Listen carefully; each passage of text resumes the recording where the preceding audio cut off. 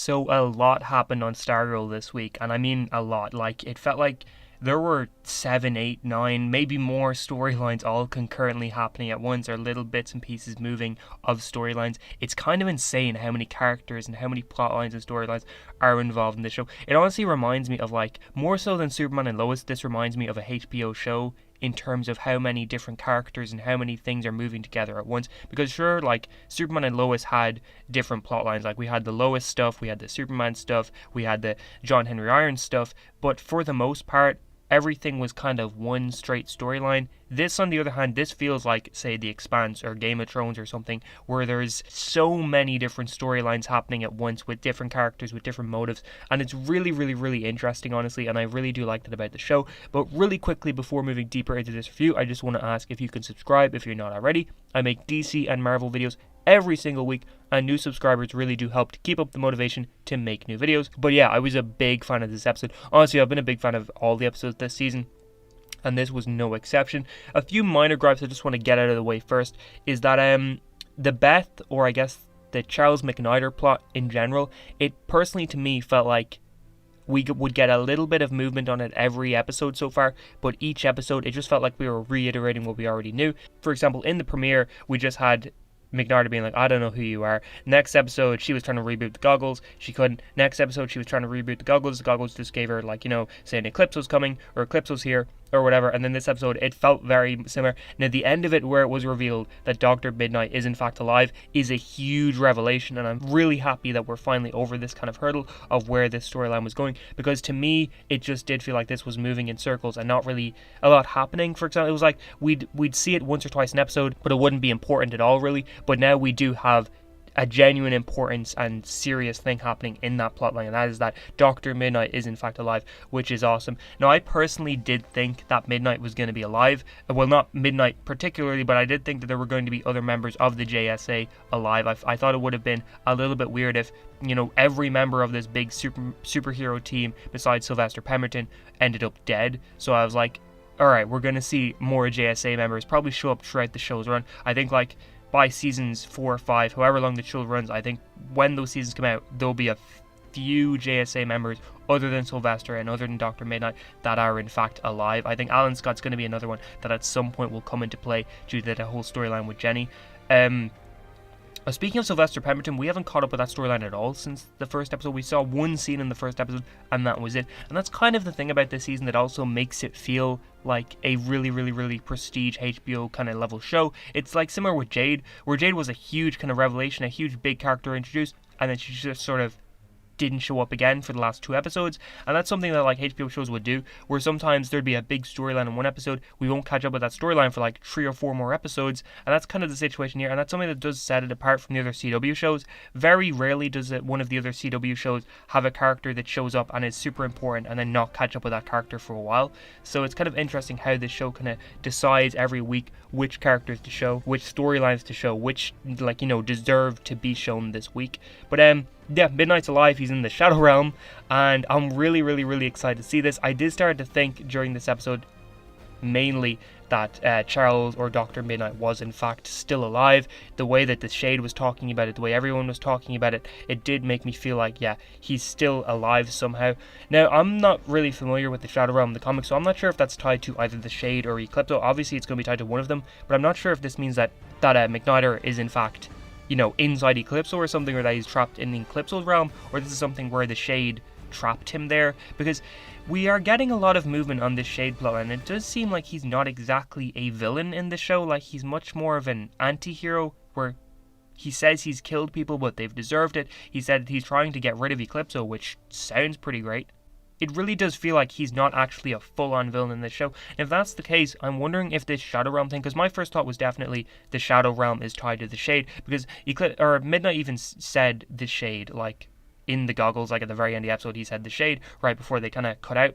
Definitely seems to kind of be pointing us in the direction that the Shade is keeping Dr. Mid-Nite trapped in this Shadow Realm, but I'm not entirely sure if that's the case, mainly just because what we know of the Shade, particularly from this episode, makes me feel like he isn't the kind of character to do that. Now, I actually did not expect to see the Shade this episode, or Richard Swift, I thought that this was going to be an episode where he just did not show up because we had so much other stuff moving. So when he did show up, I was very, very, very surprised.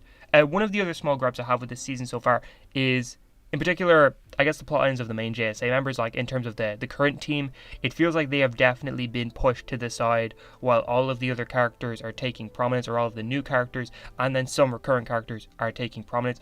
Rick, for example, besides this whole Solomon Grundy thing, and besides that weird teacher study plot where he's like, everyone can underestimate me, I really don't think he has a story this season, and I'm hoping that changes soon because he's a really interesting character. Yolanda has the whole PTSD with killing Brainwave thing, but even that feels like it hasn't moved at all since the first episode. And then Courtney, I don't know what Courtney's storyline this season really is, other than just she's Stargirl still. We found that she is learning, that she is kind of realizing what needs to happen when you don't interrupt things, when you don't just rush in at the end of the episode. We found that, and that was a really nice bit of character development for her, kind of emphasizing that she is in fact growing as a character and she is growing as a hero. Speaking of heroes, there has been barely any costumed, I guess, moments this season, or moments where the characters are in costume. There's been barely any fights either, but that's not a gripe at all. It really is working this season. This season is much more of a slow burn than last season. It's moving much slower. Things are being put into place in a much more, I guess, subtle way, and I'm really liking that. I really do think that the show, I know a lot of people aren't liking this season, means that there is not much focus on the core members of the team. I completely get that, but I don't know, there's something about how this season is being paced, there's something about how this season is being written that really does scream to me that this show, it demands you take it seriously, and I really, really, really do appreciate that. We had Sportsmaster and Tigress return this season for the first time since last season. It was good to catch up on them. It's also kind of crazy that, you know, prisons are always a staple of comic book TV. I feel like, you know, we always see prisons in comic book TV. This is the first time we've seen a prison in Stargirl. That's really, really, really interesting.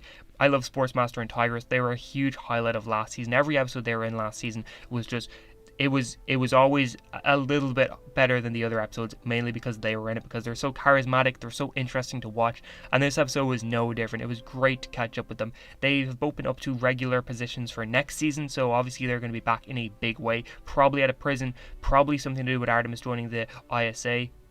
I think it'll be really interesting to see what happens there. Artemis in the comics, she does kind of flip-flop between teams a fair bit, but I'm just going to say that I would not be surprised if in a future season she is a member of the current JSA. And I think that if that happens next season, it'll be something that puts her in the way of her parents, that puts her kind of on a trajectory to collide with them, maybe, perhaps, or maybe it could be a thing where, like, if this new ISA carries into next season, it'll be a situation where the two characters of Sportsmaster and Tigress don't want their daughter to be tied to this villain team because they don't want her to end up in prison. They don't want to end up with her colliding with heroes. So it'll be interesting to see what happens there. This ISA arc is also just out of nowhere moving crazily fast. We had the Isaac stuff this episode, we had the Artemis stuff with Cindy this episode, and I was personally thinking this was going to be something that was slowly built up over the season, and then it was going to boom, be like the main plot for season 3, but no, they are moving fast now. It seems like they're definitely setting this up to be something that we deal with this season.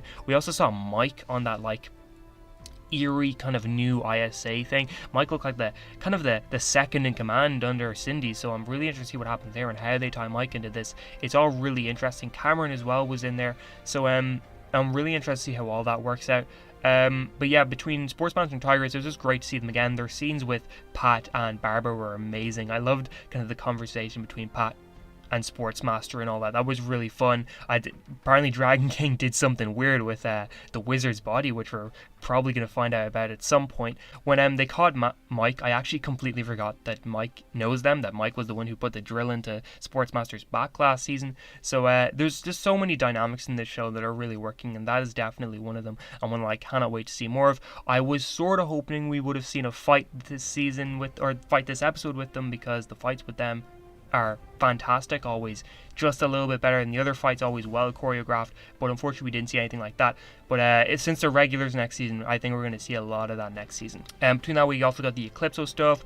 We got references to Bruce Gordon, who is Eclipso in the comics, or is he one of the people who is mainly possessed by Eclipso in the comics? This could be a hint that Bruce Gordon is in fact the person who is Eclipso at the moment, that the voice of Eclipso we're hearing at the moment could be Bruce Gordon's, or could be something Interesting about it's got Diablo Island or Devil Island references. In 1832 they took it off the map.